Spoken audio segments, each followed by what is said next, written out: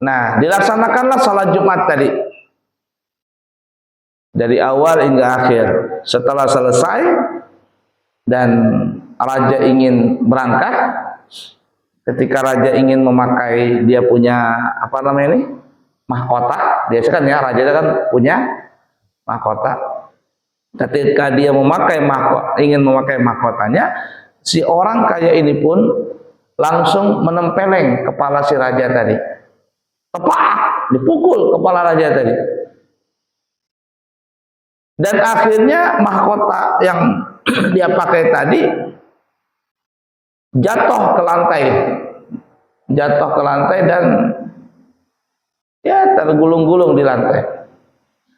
Ajudannya sang raja ini pun langsung menangkap orang kaya ini. Oh, ini teroris ini, mau bunuh raja ini.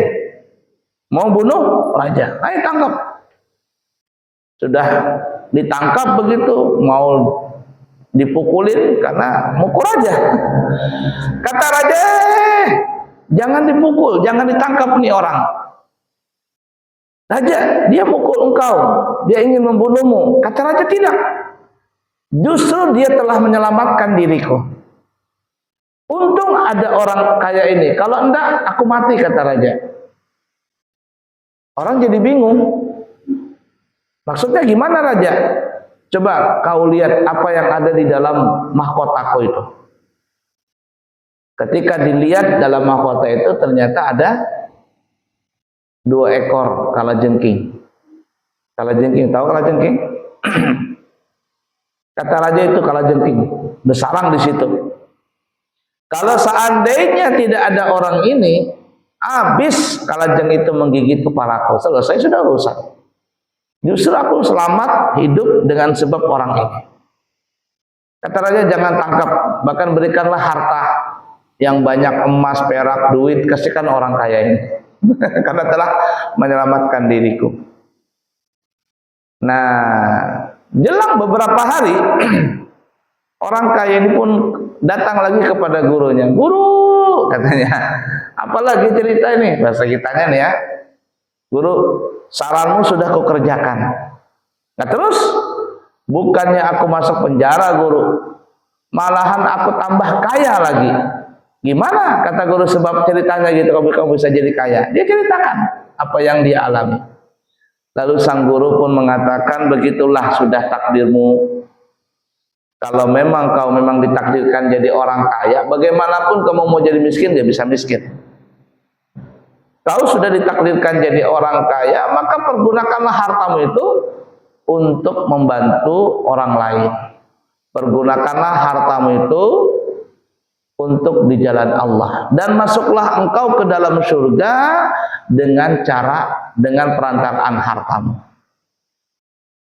Nah, Bapak Ibu para jamaah sekalian, jadi kita ini sebagai orang beriman, Masya Allah nih ya, jadi orang kaya, kita bisa masuk surga dengan sebab kaya itu. Jadi orang miskin, kita juga bisa masuk surga dengan sebab kemiskinan itu.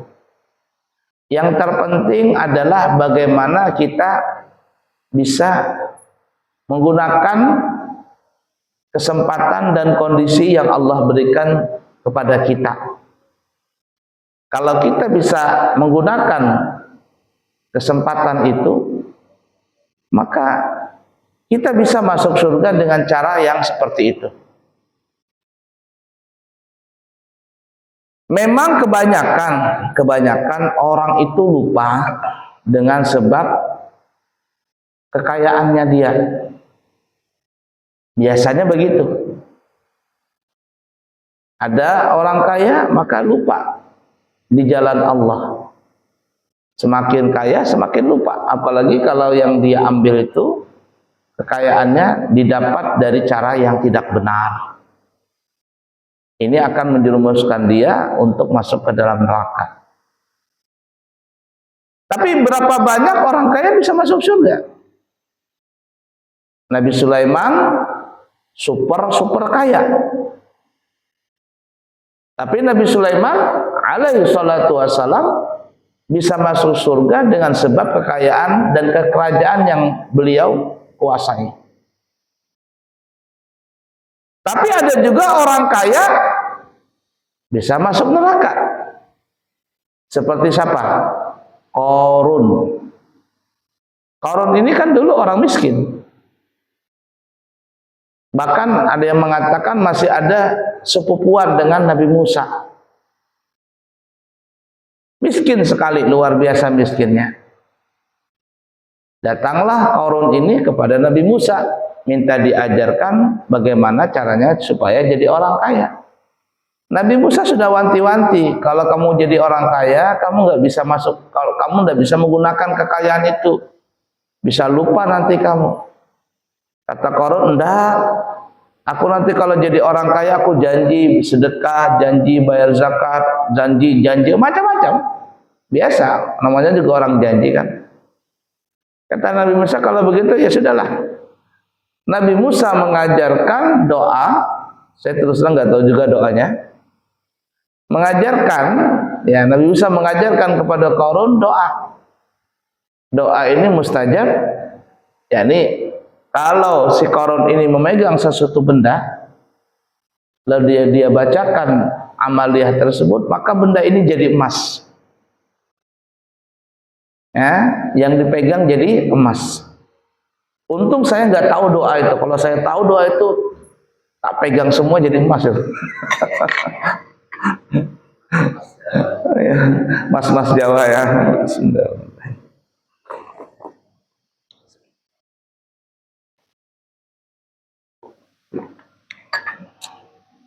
Sampai kaya akhirnya Qarun tadi. Berapa kekayaan Qarun itu? Dikatakan di dalam riwayat, kunci gudang